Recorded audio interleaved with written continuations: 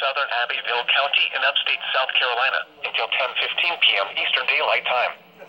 At 9:25 p.m. Eastern Daylight Time, a severe thunderstorm was located 10 miles southwest of Albertston, or 4 miles southeast of Carlton, moving east at 45 miles per hour.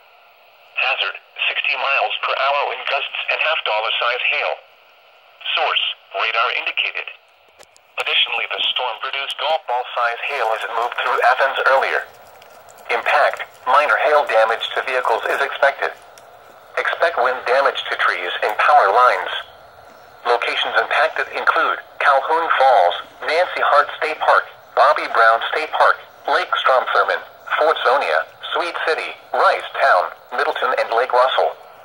Large hail can cause major property damage, especially to vehicles. Strong winds may blow down a few trees and power lines.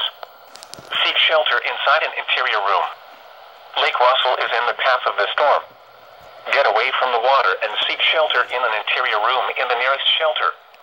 If you can hear thunder, you are close enough to be struck by lightning.